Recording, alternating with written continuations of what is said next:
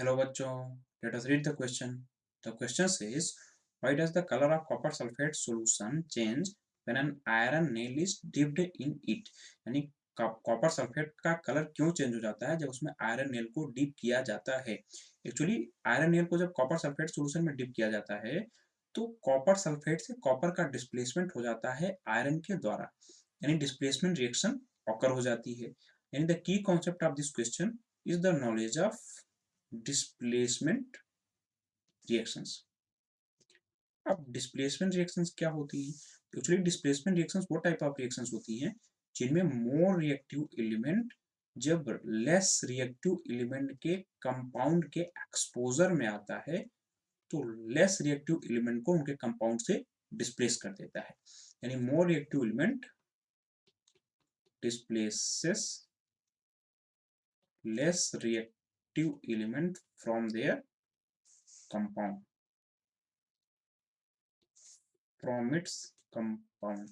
तो इस टाइप की जो रिएक्शंस होती हैं वो होती हैं डिस्प्लेसमेंट रिएक्शंस।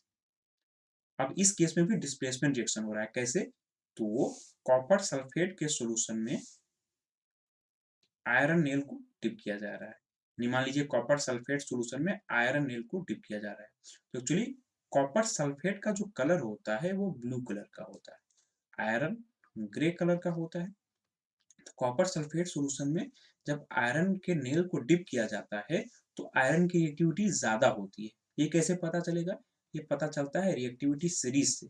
जब रिएक्टिविटी सीरीज में हम देखते हैं तो iron is placed above copper, जब नीचे से ऊपर जाने पर रिएक्टिविटी इंक्रीज कर रही होती है तो आयरन कॉपर से ऊपर प्लेस्ड होता है। यानी आयरन कॉपर से ज्यादा रिएक्टिव होता है, इसलिए कॉपर को उसे कंपाउंड से डिस्प्लेस करके नए प्रोडक्ट का फॉर्मेशन करता है आयरन के सल्फेट का, और साथ साथ कॉपर सेपरेट हो जाता है। तो जो आयरन सल्फेट का फॉर्मेशन होता है वो होता है ग्रीन कलर का, लाइट ग्रीन कलर का होता है। ठीक है। और जो कॉपर है वो रेड ब्राउन कलर का होता है। अब इसमें बोल रहा है कि कलर चेंजेस क्यों होते हैं।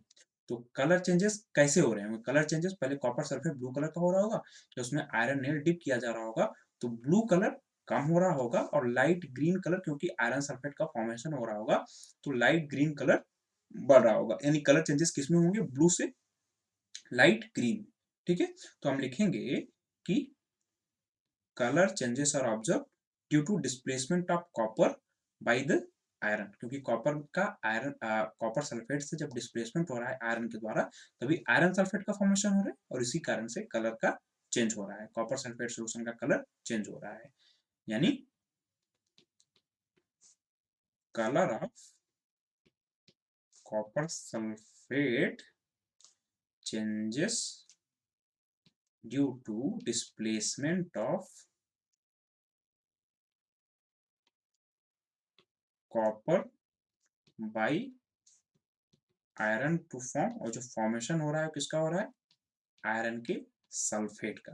अब इस रिएक्शन में यदि हम फिजिकल स्टेट्स की बात करें तो कॉपर सल्फेट का सॉल्यूशन था तो वो एक्वस स्टेट में ही होगा, आयरन के नेल्स को डिप किया जा रहा है तो सॉलिड स्टेट का होगा, और जो आयरन सल्फेट का जो सॉल्यूशन बन रहा है क्योंकि वो सॉल्यूशन के फॉर्म में बन रहा होगा तो उसका स्टेट एक्वस होगा और कॉपर मेटल सॉलिड के फॉर्म में सेपरेट हो जाएगा। So this was all about this question, hope you understood it well. Best of luck.